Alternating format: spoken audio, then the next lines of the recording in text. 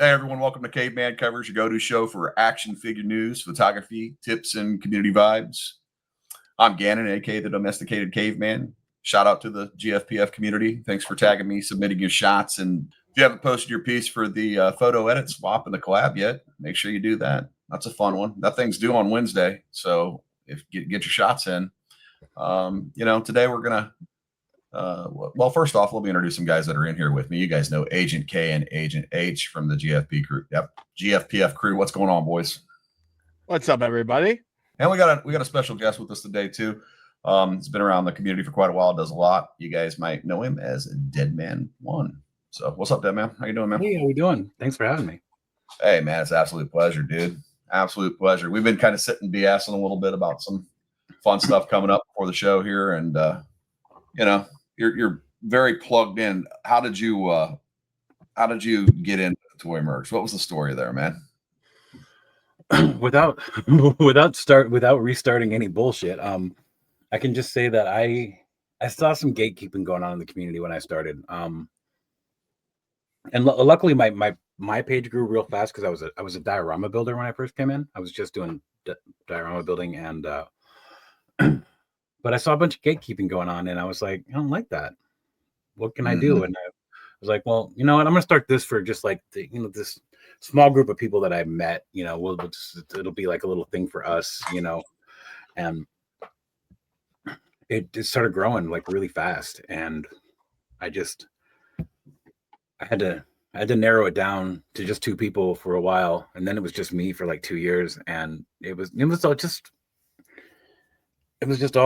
to just help people, get more reach and whatnot, and just get more eyes on what they're doing. And I think we're doing pretty good now. I think that's obvious, and most people know about it. You guys crossed 8K, right? Or right there? Yeah. We've totally crossed it. We're at 8.5 something now. Oh, that's cool. Yeah, you guys always do a great job with the giveaways and stuff like that. Like, keeping people involved and showing the love to the community. Explain to people what you mean without, I don't want to go down any rabbit holes, get your ass chewed by anybody, but like gatekeeping. Like, explain to people what you mean when you say gatekeeping. Well, gatekeeping is a pretty broad term. That's how I look at it anyway. It's withholding secrets, secrets of the trade. Like, when I first started, I asked people how they achieved specific shots, and there's some people that would just not even answer. Other people would be like, you'll figure it out eventually. So that's kind of gatekeeping. And I saw that in the diorama, with the diorama people. I saw it with the photographers, mostly the photographers, but in my search for not necessarily eliminating that, but finding a different avenue that people wouldn't have to deal with that. I started meeting a lot of other people that are into it, that are not into gatekeeping. It's so much, it covers so much, gatekeeping, like even just not helping someone, like at this point, if Toymercs were just to not help somebody because they didn't have enough followers, that would be gatekeeping. Right. That's not what we're about. As a matter of fact, on Mercs Live, we have a segment where we go over anywhere from 4 to 8 pages that are under 1,000 now every episode. Yeah, that's great. That's good to see you guys doing that. I noticed some guys out there that are really, really good, that could be gatekeepers that aren't. And I'll very specifically go out and I'll see a page that I think is talented. A guy will follow me or like some photos that I've done. And, you go out there and he's taking these awesome photos, and he's got, or even if it's not awesome photos, but he's got, 100 followers out there, but he's taking the time to like my shit and give me, a thumbs up on something. Well, you're getting a follow every single time, and I'm going to comment on your photos and, pay attention, because I think that is all I needed in the beginning, was somebody just to say, hey, keep trying, keep working. You're doing a good job. The more people we have involved in this hobby, the better, as far as I'm concerned. So I agree. Yeah. H, have you ever ran into any gatekeepers in your life? No, not really. Surprisingly. Good for you. How about you, Kay? Anything ever? Even if I did, I'd kick the gate open. Boom. It opens. Okay, you ever run any gatekeeping? In my professional career, but thankfully on like Instagram and stuff, that really hasn't been the case. I think guys like DeadManWon and their community, Toymercs, a lot of people have like broken those walls down and made it really easy for smaller pages, bigger pages, doesn't matter, to be able to like share their work. And I think that's the point, right? Is community. It's being able to help each other. And like to DeadManWon's point, some people are like, well, I really don't want to see this guy succeed, or I don't like his stuff, so let me withhold information that to what I did with my photo or whatever it is. So it's thankfully there hasn't been a lot. I mean, I'm sure there is gatekeeping happening, but it's not as frequent, I would say, at least from my experience. Yeah, I ran into a couple of them when I first started. They were guys that would like not give me much of the time of day. I'd ask them a question in the background and wouldn't get a response, or wouldn't, I'd like their photos and say something, they wouldn't do much. And then it always is amazing to me that those guys are kind of, very active in my chats now, guys that in the very beginning wouldn't give me the time of day. And now all of a sudden they want to be buddies. And it's kind of like, I mean, I'm the same guy I was when I had 10 followers as I am now. So, that's just the way I am. But that's important for people to remain that way. I consider myself the same person I was when I started, as well as I am now. However, now I have a lot less time because I am doing so much. With Legions magazine takes a lot of my time on its own, and then there's a full-time job. I have a wife. I have multiple other projects, which we were discussing about how I can't discuss those before we started, so we won't get into this. But yeah, and it's just super important for people to remember who they are and where they've been. And when you I mean, those people that have been gatekeeping or did participate in that, not helping out the newer person or whatever, they probably went through a lot of that themselves. Yeah. But I still think it's important to just break that cycle. And I would love it if Toymercs was even partially responsible for the community being more positive now, but I can't say that that's necessarily proven. But well, I think I will tell you, I have run into far more awesome people in this community than I have assholes. It's not even close. For every mile there's a millimeter of assholes out there. But the a-holes can they can really seem like there's more than they are, just the few that there are sometimes. So yeah, sometimes they're real loud. Yeah, that's exactly not to mention they hurt feelings, and like that sticks with people more than the positivity does. And it's a shame, but it's just how we're built, Well, they'll run people out of it. People are putting their stuff out there. You know what I mean? Like, hey, here I am. This is a hobby. I'm enjoying this. I found a community that wants to do this shit with me. And then, all of a sudden somebody's ripping my photo for no reason at all. It's kind of like, what are you doing, man? So, yeah. I always try to come with something witty on a response. Like somebody will like send me something like, well, I got a response on one photo. I had a whole bunch of people, liked it or whatever. So one guy says, he goes, photo could have been better. I just respond with, thanks for letting me know, bro. Yeah, thanks for letting me know, man. So, I mean, there's no excuse for that. That's not even constructive. Yeah. Right. There's a thing to be said about constructive criticism. Mm-hmm. If you want to tell somebody their photo could have been better, maybe explain to them how it could have been better. And when you do that, try and explain to them how it actually could have been better and not how you would have done it. Right. That's a lot of what goes on with that. And I know a lot of people had asked me a while back, not so much these days, but people have asked me like help with their photography. And this is what you get a lot when you do that. You explain to them, how lights work. You explain to them, you explain to them how certain styles of editing work, and why these other ones could be better particularly than the ones they're using, because they're asking you for help. And then all they do is defend their choices, and then it's like, did I just hurt your feelings? You just asked me for my opinion and it hurt your feelings. Yeah. So I try not to do that anymore. Yeah, this group that we have, that the admins for GFPF. So we've got H and K here, and then we've got a guy named Nico, and then we've got Rin, Darth Rin, who's all over the place. That kid is amazing. He was just at London Comic Con, as a matter of fact. But Wow. you know, we really do. We will daily post photos that we take and say what's wrong with this photo, like what sucks about this, and like none of us get butthurt about it ever. You know, I mean, agree, Kay? What do you think? I mean, No, I agree. I mean, we try to make sure there's no egos, right? With our photography is about expression of ourselves, and like, you know, we have a good group. So it's like if we have, I mean, Danny, you do it with us all the time. You drop a photo, or H does it, drop a photo in our chat, like, hey, there's something about this I don't like. Can you help? And it's like, okay, yeah, absolutely. I have some ideas, but it's great. I mean, I agree that, you know, some people that ask for their ask for an opinion don't actually want it. They really want validation more than anything. They want to know that their work is good, and not actually have somebody criticize it or have an opinion on it that's different than theirs. So there's a little bit of sensitivity there, but for us, that's not the case. If we ask for help or have like something we don't like about the photo, we're very open to that. And I think we promote that kind of mentality when we do our critiques in the community on Wednesdays. When we do our Wednesday night show for, as you know, GFPF critique, that's kind of how we look at that. We, you know, people put the hashtag in and okay, let's highlight some of the positives and maybe some things that we could have done differently, or that we see that you could have done differently to improve your photo.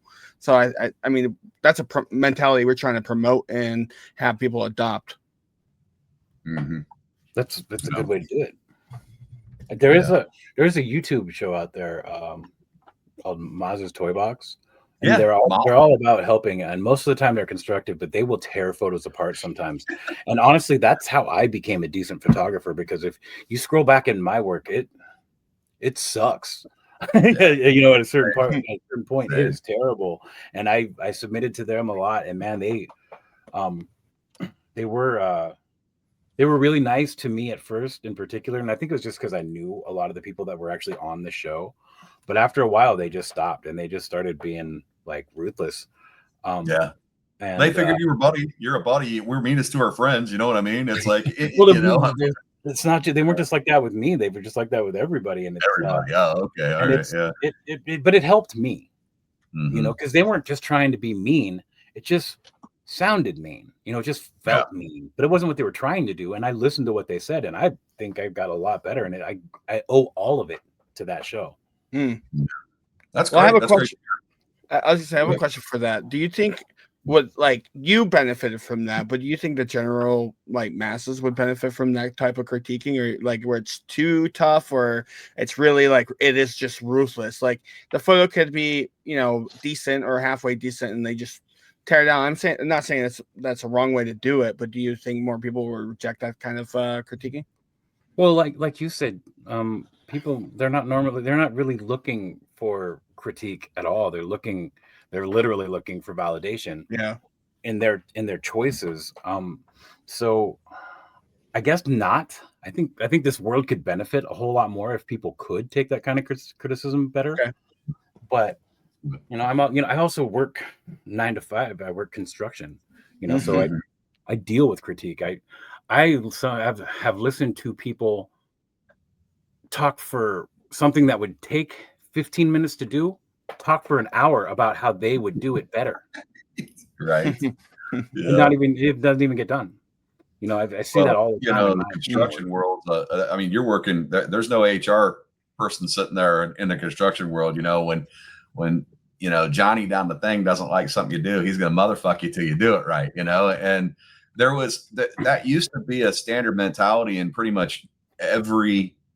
You know, our parents grew up at a different time than we did. My dad went to work when he got his ass chewed. He got his ass chewed. You know, there's a whole different feel, and it's like a lot of times when I'm a boss, so like when I have to like, you know, tell people things, there's a certain way that I have to do it. When I just want to go, look, Jagoff, like do it this way, you know, I want to tell them how I got told how to do it, because I think the problem would get solved faster than having to like kind of walk this, you know, with kid gloves with everything. You don't want to hurt anybody's feelings. It's like, dude, you know, I get it. Your feelings are hurt, but like you need to do this better. Or you asked me how to do this better. here, this is how to do this better, you know? So, but yeah. I agree with you, but I also, I see how it's not that way. Before I was in the construction world, I worked in kitchens, and it's the same way. Oh yes. I got, like you said, I got motherfucked till I did it right. Oh yeah. And it wasn't always till I did it right. Sometimes it was just till I did it the way my boss wanted me to. Just because, Yeah, just because he was letting me know he was the fucking boss. Yeah. How long did you work in kitchens? Because I was a chef for about 8 years, so and I then I was a moved chef into for the about corporate world. 16. Nice. Wow, that's awesome. Yeah, I mean, the kitchen world, you talk about criticism. Not only are you being criticized by the customers that you're feeding their food to, but the people in your kitchen. If your chef is telling you, hey, I don't care what you think about this dish, you're making it this fucking way, that piece of parsley better be where it is, or that cilantro better be on the plate correctly, or I'm going to throw it out and you're going to start over. And then you can go out to the guests and tell them why they're waiting for their food. I've had a chef tell me exactly that. Yeah, it happens. I mean, that world is ruthless. We talk about it is. There is no margin. People too that work in that industry. You know, I mean, I grew up in the food service industry, and it's amazing.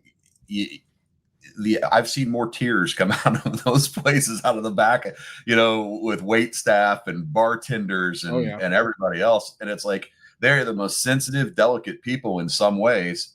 Like, you know what I'm saying? Like personally, but like at the same time, they work in a pretty vicious industry where there's just, it's no holds barred. So, yeah, you know, you get thick skin pretty quick on that. Yeah, so. You have to, or you will fizzle out quick. You will be out of that quickly. Yeah, especially in the kitchens. The wait staff is always thin-skinned, always. Yeah, always. Every now and then there'll be one person that's just like that can just handle the way that the back of the house talks. Yeah. And those people become managers. Yeah.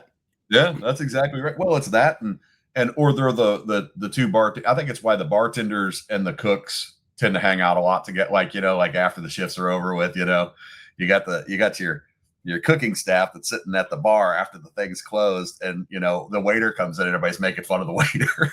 Just well, you know, when you're a bartender, you have to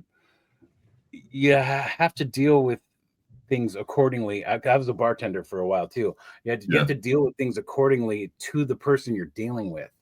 You know, and I think that's why bartenders and cooks get along in that industry better than cooks and wait staff. Because wait staff, they just they kiss ass for money. Yeah. Bartenders have to figure out if this person in front of me wants me to kiss their ass for money. Right. Yeah. No, I agree, man. You know, all this talk makes me think about something that's it's a little bit of a touchy topic. And maybe we could use some advice from a guy like you that's been around for a while doing this.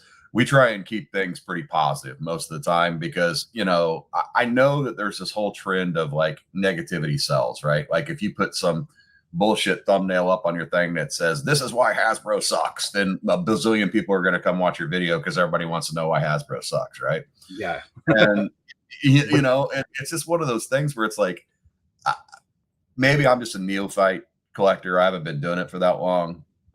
You know, to me, it's like I see something that I don't like and I just pass on it and move on. You know, I don't have time to sit and, you know, go over like the 23 points of articulation or whatever and how it should have a 27. You know, that's just me. But I get why that's important to some people. How do we stay positive without, you know, looking like rubes, without looking like shills? Like, you know what I'm saying? Like we're fucking up to people because we're not. I think you just be yourself, honestly. Like, so I'm inherently mostly a positive person. So I bring a lot of that. I bring way more of that to Toymercs than I actually have, because I'm not doing Toymercs for me. I'm doing Toymercs for everyone. I say it all the time. We are all Toymercs, and I mean that. Anybody who wants to be Toymercs can be Toymercs. I actually encourage anybody who hears this to put Toymercs in their bio on Instagram. Just put it up there. Who cares? Right on. You know, because I honestly feel like anyone can be that way. But so if you watch Mercs Live, we go over McFarlane figures and we rip them to shreds, and we almost every single time say, I'm really happy for the people that are glad this is being made. But I think it's dumb. You know, like And I think just being yourself about it and just trying to add that little bit of positivity to it, it helps. It helps with the people that like it. Yeah. Don't get a lot of people. There's a shitload of them. What's That's that? the thing. And there's a shitload of them. You know what I mean? So like, that's Yeah. always the thing for me. I'm always like, there's stuff that I don't like that I know a whole bunch of other people like. And I'm just like, fuck, I think this thing's a piece of shit. But, I don't want to dump on somebody, Yeah. That's like every single Batman that Mezco has made. I think their heads are all way too big. I think they look literally like little people, like midgets. And then there's nothing wrong with that. It's just not how I see Batman. Mm-hmm. Yeah, that's interesting. Yeah, that's very interesting. Yeah, we've got a buddy of ours that he comes up. He was just on. I think Lights Camera AF Austin. Oh yeah. Yeah. Another good guy. Him and H are good buddies. But H is frozen right in the middle of mid yawn there. That's awesome. I want to make sure that's the thumbnail right there, buddy. But yeah, Austin was on last week, and Austin is he's very opinionated when it comes to the articulations and figure lines and stuff like that. So we always kind of like to we give him a bunch of shit about that all the time. We'll always. I think the thumbnail for the show when we had him on was him taking pictures of McFarlane figures. We were really messing with him on it, but yeah. That's good. Yeah. So, but yeah, no, that's cool. I mean, I just try, like you said, most of the time just to be myself, and depending upon how many whiskeys I have in me at that minute, that range can vary. Oh yeah, I understand that. I've had 4 since we started. There you go. I'm hurting so bad from last night. I think I need a hair of the dog, man. I may have spun the wheel of death too many times at the bar, but one of those nights. So anything exciting that you're excited about that's let's go around the horn here. Kay, what's something you're excited about that's going on? Well, I'm excited to get my hands on the Punisher figure to go with my Daredevil, because the Born Again Daredevil I'm really happy with. It's an awesome figure. And I'm looking for the Batman to go with my the rest of my Batman Returns wave from McFarlane. Don't cringe, Dead Man. It's okay. No, it's cool. I'm glad. No, I'm teasing.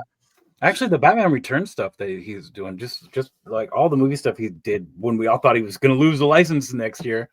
I thought most of that was really good. I was really happy for McFarlane collectors, and kind of wanted a few of them myself. I'm not going to spend money on the McFarlane figures. That's all. Yeah, nothing wrong with that. I mean, to each their own, right? Obviously you can see I'm a huge McFarlane collector, right? That's my toy line. We were talking about like people dogging on it. I don't know what the hate is for McFarlane specifically. It just seems to be like the popular thing to hate. I know. I'm You're not wrong. No, it is, right? Like people seem to get on that bandwagon, they hate on it. And now I understand the problems with McFarlane. I am not blind to the issues that are in that toy line. Like I'm firm, fair, and honest. I can tell you that I have a lot of issues with my collection. The shit that's in these figures, it bothers the hell out of me sometimes. But like, why is it that people are so hateful towards McFarlane toys? It's not like the problems that McFarlane Toys has are unique to just his toy line. So I don't know. I don't fully understand the issue. I think I can explain that actually. Yeah, please do, because I'm really curious about it. It's almost what we see from Todd himself. It's almost like he doesn't care about what the community says is an issue. In his very first wave, he gave us a Batman, a Harley Quinn, a Joker, and what was the fourth one? You're talking about the original line back in 2019? The DC Multiverse. Anyway, it doesn't matter who the fourth figure was. Harley Quinn was taller than both the Batman and the Joker, and he got a lot of feedback on that, and everybody wanted him to pay more attention to his scaling. And when he addressed that, he kind of said he didn't care, but he was gonna try and make that better, and he didn't really at all. Like the very next wave, it came out with I think it was a Batgirl that was taller than everybody else. Yeah. Wave. So so it's a lack of caring what the community wants and what the community wants to see change and it happen. He doesn't care. Or if he does care, he has a weird way of showing it because he doesn't do anything different about it. Does that filter down to Hasbro also? Is Hasbro like that too? Is that why Hasbro's next on the hit list for most people? Hasbro's next on the hit list because they'll start doing something that's way better. They'll show off a new buck that's just everybody wants. Let's say that Black Widow buck. Everybody loved that figure. You know what I'm talking about. It was super articulated. Everyone loved it. And then how many females did they put out with just painted on details, no sculpt, that they didn't use that body for? Yeah. They just used the same old body that they used before. And that's why Hasbro gets shit, because they're too busy trying to reuse their sculpts to make there's way no too much money from it. And there's no rhyme or reason behind some of them either. I get that. It's like, why are you using this part for that? You could have used this part or this part for that. That's one of the things I like about Robo, where he's always like jamming his figures together and taking them apart and putting them the way they should be, you know? So, but yeah. H, what's your biggest pet peeve with the action figure lines? When the fucking actual figure looks like way off from the render. Like that Punisher head. Yes. Like the render looks great. But the head sculpt looks so fucking sad. Like someone just shot his dog. Yeah. That's me. No, it's true though. That Punisher head sculpt, like the render when they showed it originally, it looked just like John Bernthal. And then you see people get their hands on the figure and it looks, his eyes are furrowed and looks like he's crying. And it's like, that's not good. And Barenthal's not a crier, I don't think. So, just saying. But, the Punisher is though. Yeah. The Punisher, all he's doing, his whole mission is him crying. It's like Batman's the same way. I mean, right now I've had a couple whiskeys, so I'm being kind of a jerk. But somebody wronged me, and my family's dead now, so I'm going to cry about it, and I'm going to hurt people because of it. At least they're hurting bad guys, I guess. Yeah. Right. Maybe if a few good guys get in the way, it's collateral damage, man. It is what it is. Sometimes. Yeah, Like H, what I always loved how Batman won't kill you, but he'll break your fucking back. He'll put you in a wheelchair for the rest of your life. Put you in a wheelchair for the rest of your life, but a coma, vegetable state. Right. H, what are you looking forward to, man? What's coming out? Mezco Samurai Jack, whenever that shows up. Yeah. You always like those. I get a kick out of the things that you end up taking photos of because they're always great, and I never think of those characters, and like he'll just show up and be like, "What the fuck? Like, where did you even find this at?" It's like it's amazing. So I'm looking forward to what you're gonna do with that. Looking forward. Sam, man, what's coming out for you, man? You got anything that you're stoked about? Oh, absolutely. Mortarion from Joy Toy Warhammer, the Demon Primarch of the Death Guard. I'm super excited. I made a couple customs of the Death Guard because they're not making them. But I'm super stoked that they're doing Mortarion. He's a Primarch. I don't expect you guys to know anything about Warhammer. It's a big thing. So they're 1/18 scale figures, but the Primarchs are way bigger than that. Are they? So this guy is probably about 14 inches tall. Wow. He might be closer to 10. I don't know exactly. Are these the ones that you paint, or are these come already painted and all that They stuff? come already painted. Okay.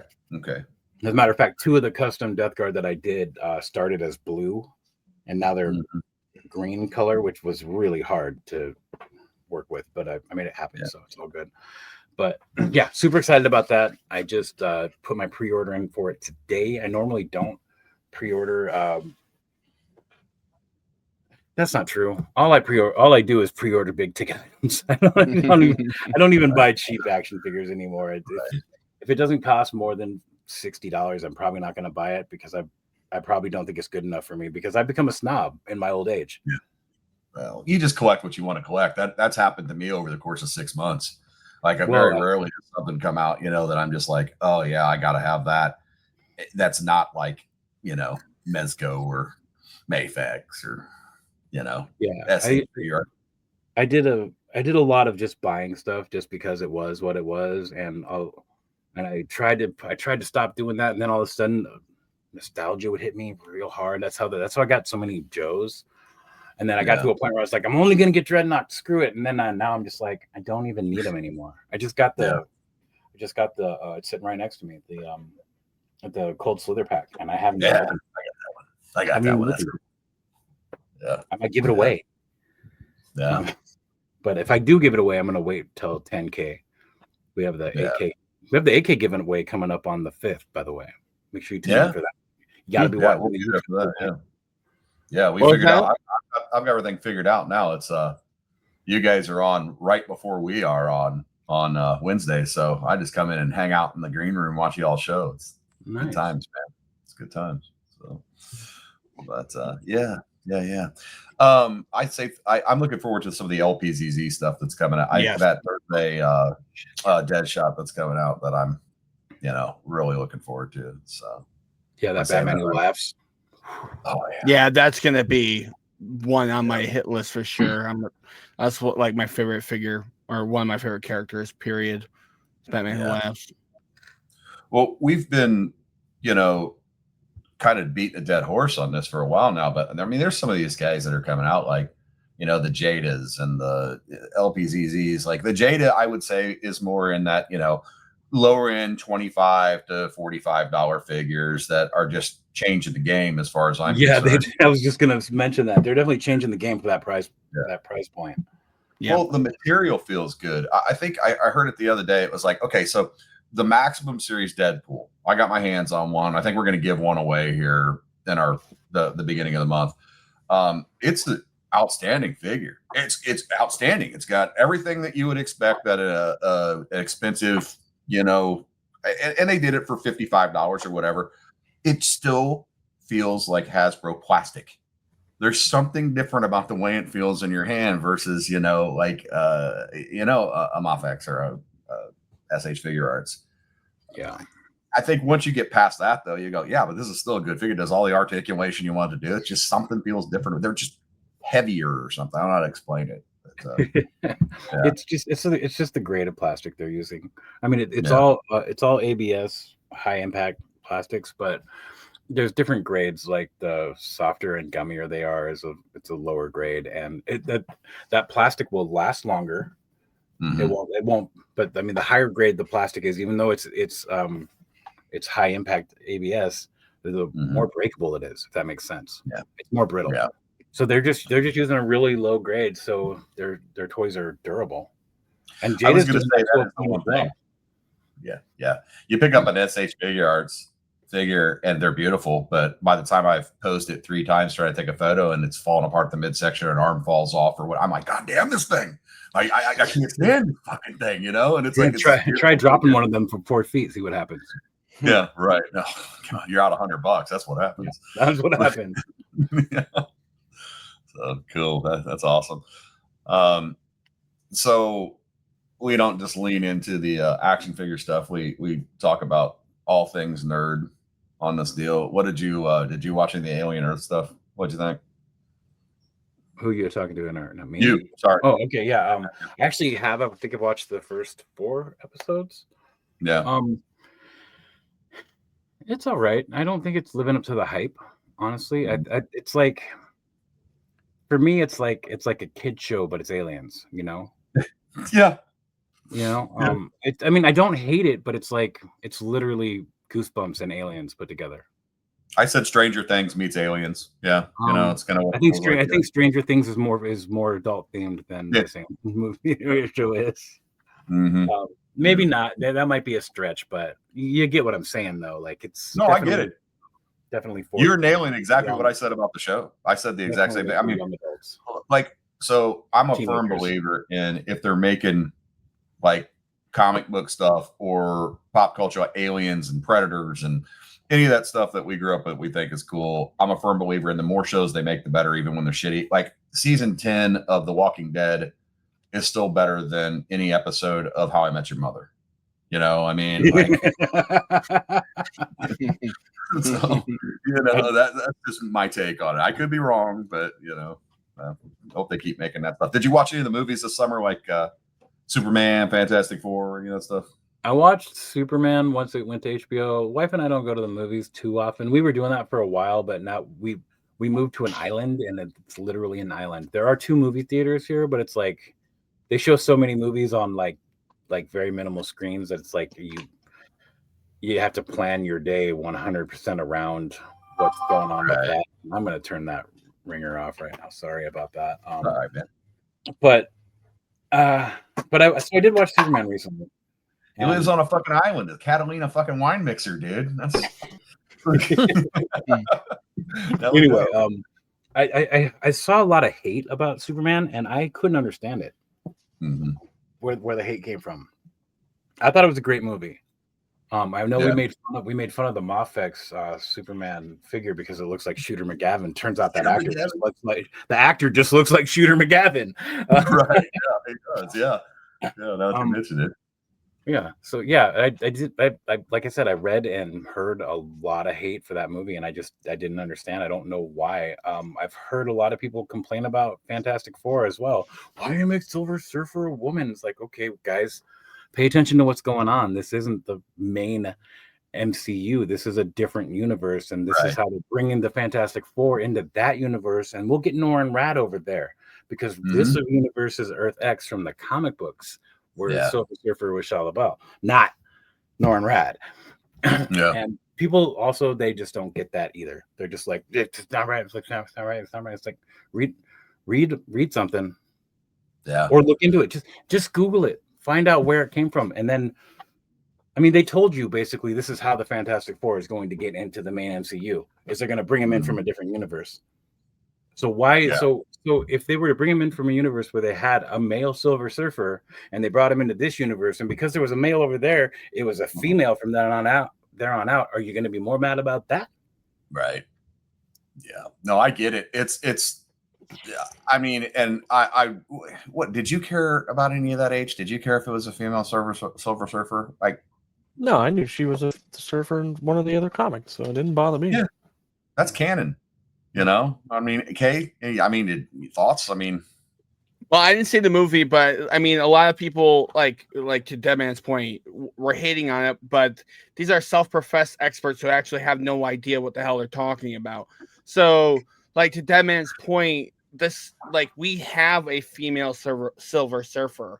Like that's in another universe, and if they're blending the universes or introducing the Fantastic Four into the MCU, that's how they have to do it. And then, like you said, we'll get we'll get the male Silver Surfer on the other side of that. But it's like, we have people that pretend like they know everything and then complain about it and actually have no idea what the hell they're talking about. And I think with the, not to get into like politics and stuff, but with the type of heat that's around that stuff, and we have to make everything a certain way now because it's the way the world is, and we have to convert all these roles that were maybe male to female now, so inclusion. And I think people are kind of just hating on that and not really understanding that this is actually lore, and it makes sense in the world of the universe. So people are just so sensitive and why get, oh my god, this is ridiculous. And DEI run wild. Yeah. Oh my god. Here we go with another woman. And it's like, guys, just shut up. You don't want to watch it. Again, we say this with action figures. If you don't like it, if it's something you don't want to like, don't consume the product. Don't go watch the freaking movie. Just shut up.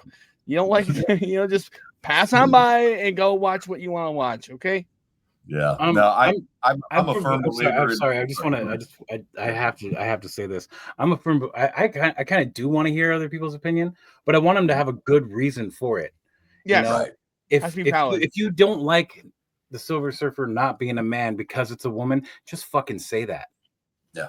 And then I can choose to talk to you or not over your opinion, because at that point I can figure out what kind of person you are. Don't try and demonize Disney because they're doing a good job of that on their own. They don't need you to do that for them. Yeah. So, yeah, I guess that's no, what you're right. Well, and the truth of the matter is like, so, you know, I'm a Gen Xer, and, you know, we kind of invented a lot of the stuff that is becoming big issues today, you know, like the stuff that are the bigger social issues, if you want to call them. And a lot of times we can kind of step back and go, yeah, we're Gen X. We don't give a shit. Do whatever. You know, that's kind of our forte. But at the same time, it's like, you know, we kind of put the ball in motion. So it's like, you know, once that ball, we got to have ownership on that stuff a little bit.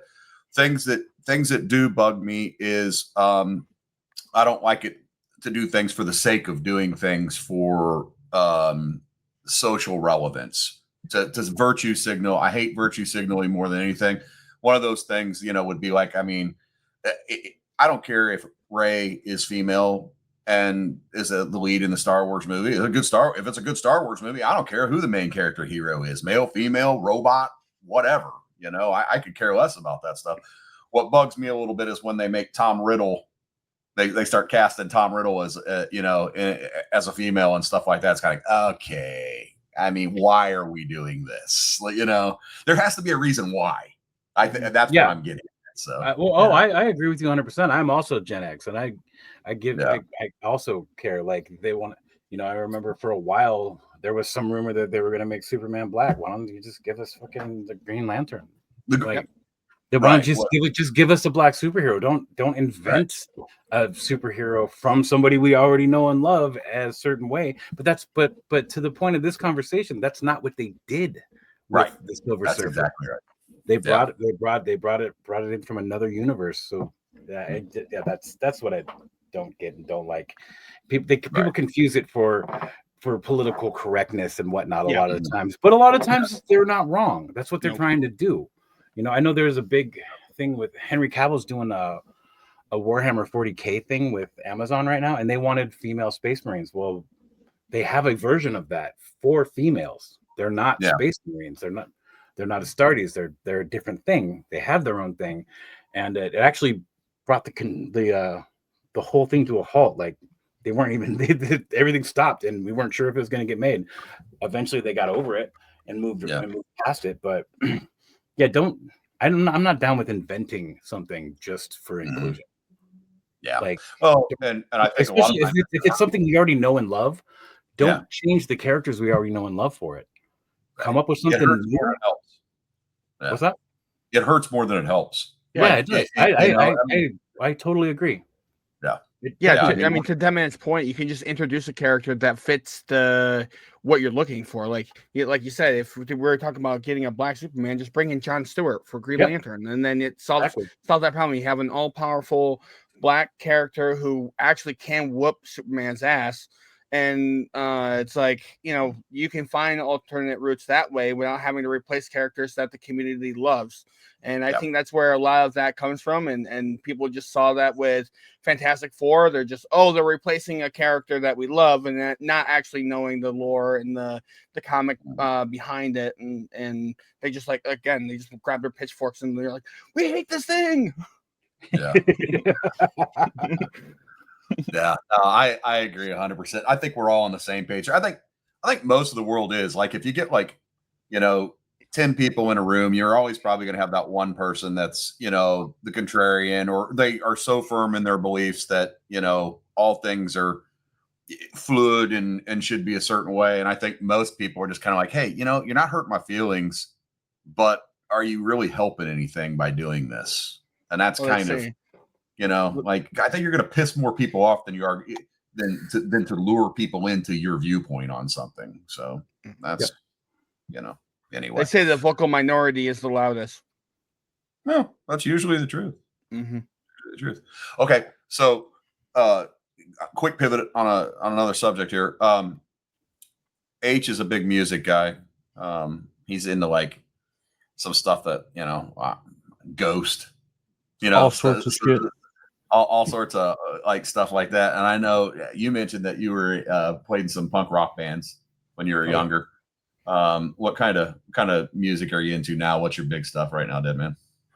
I'm really into really heavy, slower stuff now, like sludgy. I prefer Stoner not to metal. be, some of it. See, stoner's a little bit more bluesy than I like. Okay.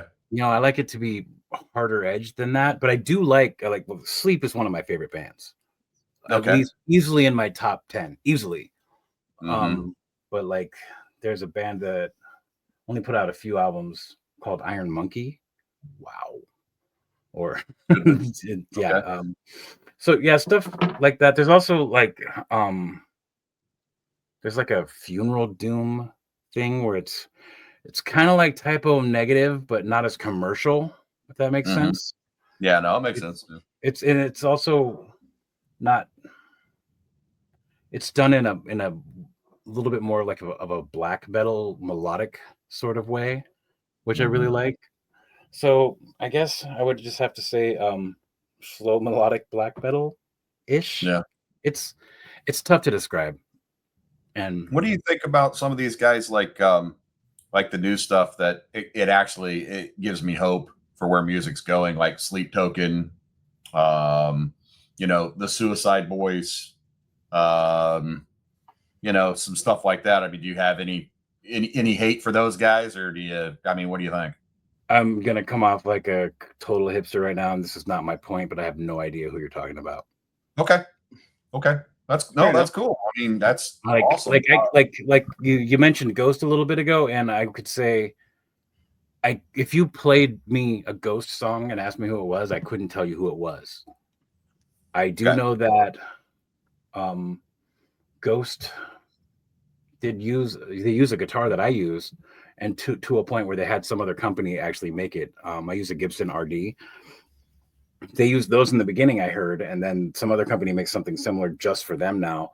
And I love their look. Like Mhm. the fact that the singer comes out with corpse paint on and like a priest outfit, that's fucking cool. Yeah. Yeah. I've almost bought the Ghost figures a few times, but it's just it's too much. It's too much of what it is because I don't understand the property, but I think it looks awesome. That's why I didn't buy it, because it's too much. It's basically like Scooby-Doo horror villains created an evil cult rock band. like an actual evil cult rock band, though. Obviously, you've kind of discovered a way to be involved with the toy community where I'm going to guess, if you're like the rest of us, that maybe one of these days somewhere this is what you do for a living every day and not do your day job all day long. Have you ever, I mean, is that something you ever think about? Yes, and more and more lately. Mm-hmm. It was never anything I thought was possible. Mm-hmm. Even though, like, I mean, Toymercs is fairly big. There's bigger things out there than Toymercs, but it's gotten very, very big. But like with the introduction of the magazine recently, and also my own creative brain and my my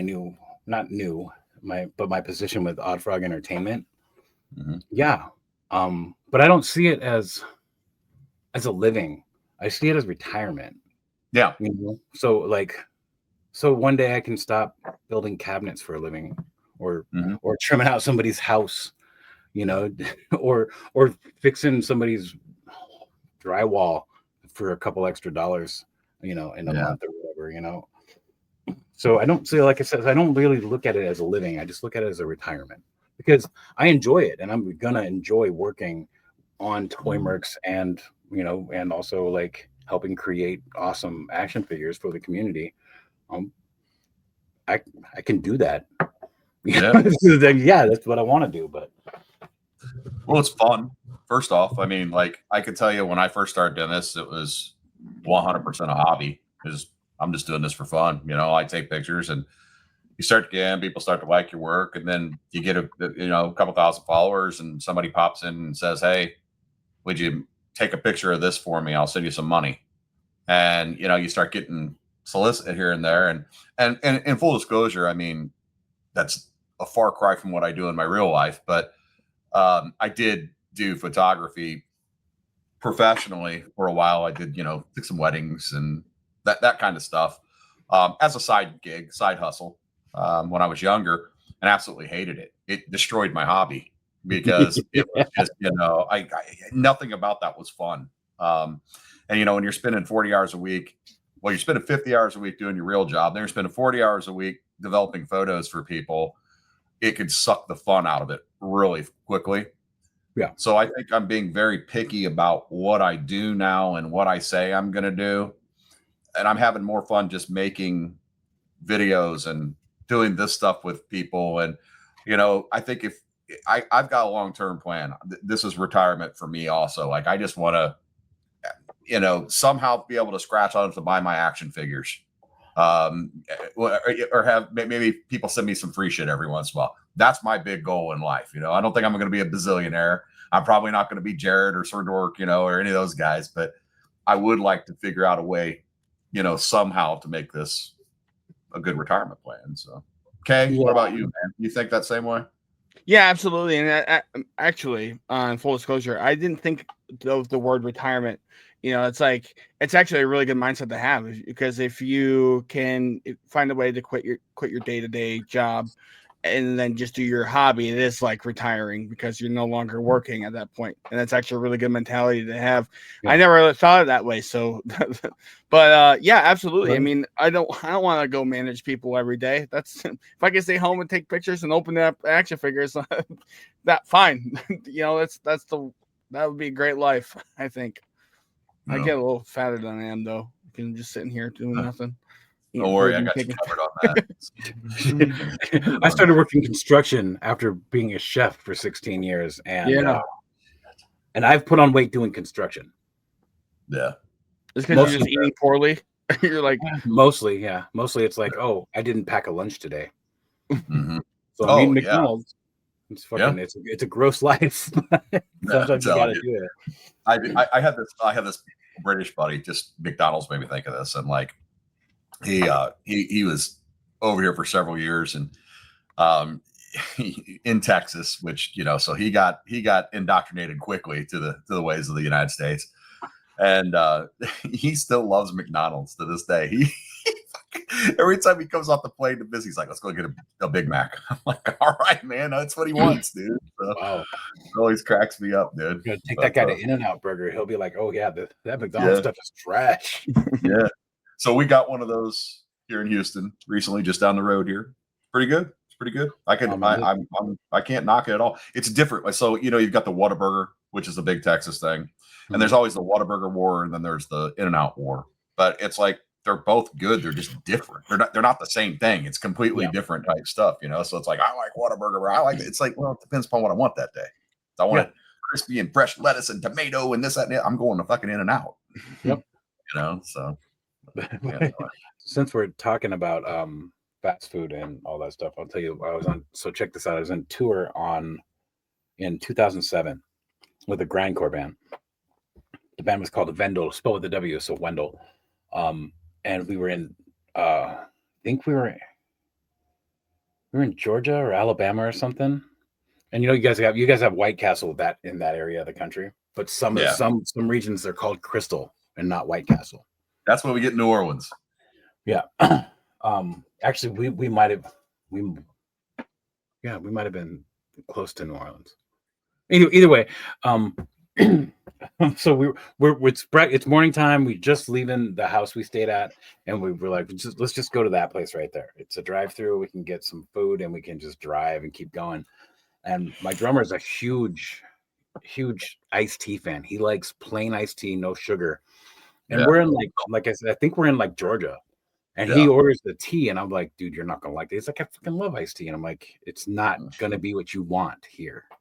He's not a big sugar guy at all. And he's like, whatever. And I'm like, I promise you. and it's morning time, and I don't know if White Castles do it, but Crystals do like breakfast sliders. Yeah. And so they were doing a breakfast slider promotion, and I'll get to that in a minute. But so we're going to drive away in a van, and he takes the biggest gulp out of the straw, like just takes a huge hit of this iced tea that he thinks is iced tea with no sugar in it, and it's full on sweet tea. So there's more sugar in it than there is tea. Yeah. And he sprays it all over the windshield. Uh-huh. All over the inside of the windshield. So we immediately have to pull over and clean that up. We have to go inside the restaurant, which we were trying to avoid. We had to go into the fast food joint, grab a bunch of paper towels, and like I actually went to the bathroom and like took like a stack of like 10 napkins and just like put hell soap on it because we didn't have anything to clean the windshield with. Right. So right. luckily it was like the foaming kind, so it was easy to wipe on and wipe off. So you have the and then I look at the cup. And then I look at the cup that he basically spit all over the place, and it's a breakfast slider promotion they're doing. It says "Wake up with Crystal" on it. It's like, are you fucking kidding me? You guys didn't think that through, or there was nobody in corporate who understands what crystal meth is? Right. Oh, that's hilarious. So the crystal on Bourbon Street, we very rarely. I spent a lot of time in New Orleans, but not a lot of time on Bourbon Street. Yeah, Bourbon Street's not as cool. I forget it. There's like 2 streets over. That's the actual street. I forget the name of it. Yeah, you got Frenchman up the street, up the road a little ways, and you got like, you know, I don't know. There's all kinds of stuff. But the part about it that is absolutely terrifying to me is I was there for New Year's Eve, and we weren't out on Bourbon Street till 2 or 3 o'clock in the morning, you know, but we wanted some crystal. So we swung through, got some crystal burgers there, and 2 hours later, the guy drove that truck straight up that, like right in front of that crystals where you see all that video. You know, it's like we were standing out there eating cheeseburgers drunk, you know, 2 hours earlier. So it was a pretty harsh awakening, you know. You're like, man, bad shit can't happen to you, you know. So yeah, I had your head on a swivel. Yeah, we almost got robbed on Bourbon Street.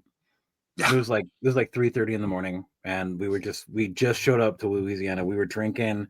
We went to like 6 bars, and this one girl comes up, starts talking to our bass player, and we're like, dude, let's go. And he's like, hold on, guys. And I'm like, nah. And she was like asking what we were doing, what's in the van. And he told her all the shit. We're a band on tour. Yeah, we got thousands of dollars of musical equipment in the van. And she takes her phone out of her pocket and sends a text real quick and is like, and we're like, get in the van, dude. Let's go. Yeah. About to get fucking jumped. She was pro. Next thing you know, a fucking car pulls up. It's a white 300. Yeah. It's a white 300 with looks just like a Bentley. Yeah, sitting on 20s. Yeah, you know, and then at this point, I open the door and I shove our bass player in the van, and our fucking drummer is driving still, and he just took off. Yeah. He was like, "Fuck it," because we were definitely about to get robbed.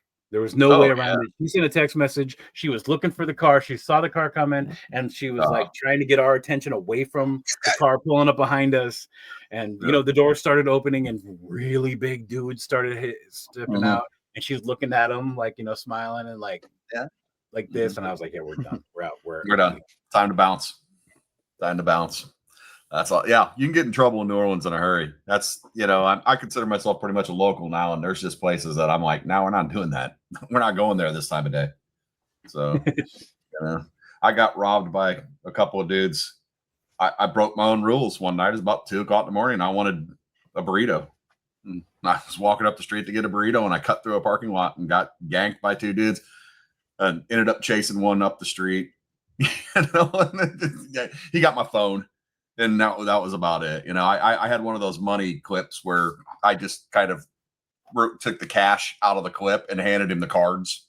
Yeah. You know, it was just credit cards. And you know, I didn't spend that money. Somebody else did, and you don't have to pay for it. So I was like, yeah, you can't have my cash. But now I need to get a new ID, new cards. Well, I kept all that with my cash. I do that on purpose when I'm there. I slid that out and just handed him the little wallet. And was like, here you go, man. Nice. Don't shoot. So he took off one way, his buddy took off the other way, and I chased the dude with my phone that didn't have the gun. So that's always the guy you want to chase down. Yeah, exactly. Well, I mean, sometimes you can see it in their face whether they're the type to pull the trigger or not. Right. These are a couple crackheads. Just straight up crackheads. Crackheads will pull the trigger. They don't give a fuck. They're trying to get their fix. It's only gonna last like 30 seconds. So right. Those are yeah. the ones you gotta really look out for. Yeah. That and kids, young kids. The kids, they have absolutely they don't understand the ramifications of what they're about to do. No. And so you'll see that a lot of times, like in New Orleans, where it's like, 16-year-old, 15-year-old kid shoots some tourist. It's like, dude, you're going to jail. You may ride the lightning for that, dude. So better think. But anyway. All right, everybody. Thanks for joining this week's Caveman Collects. Appreciate everybody that was on the show. Kay, what you got going on this week? Anything special? Gearing up for my vacation from work. So once I do that, I can get to work on my Instagram, and just on the lookout for new figures and news this week for us. It'll be a lot of fun. So yeah, that's basically what I got going on. H, what about you? What you got going on this week? I got to film some H files for Thursday. After dark Wednesday. Other than that, not a whole lot. What about you, Gannon? Well, I'm just gonna, record lots of YouTube's videos and take some photos and try and muck my way through the Instagrams and social media and all that stuff. So, DeadMan, what you got? So every Wednesday at 5:30 p.m. Pacific time, we do a show called Mercs Live on the Toymercs YouTube channels. Like, subscribe, comment, do all that shit. Watch the shows live. This week we have Gang Wifery. Most people know him as Johnny because they can't say his name. I'm pretty sure I didn't say it correctly. He's going to be on the show, and we're just gonna bullshit, talk about toys and photography and stuff. We're gonna show off some accounts under 1,000 that we feel like deserve a little bit more recognition or at least attention. Other than that, a lot of stuff I can't talk about. And yeah. I'm sure I had something else I should write these down, and I never do. Right. I agree. I do the same thing, man. Fly by the seat of my pants, buddy. That's life. Anyway, thanks a lot for coming on the show this week. Appreciate it. Thanks for having me. Honestly, it was a good time. Good. Glad you enjoyed it. Till next time, this is going to be us signing out. Peace. Bye-bye.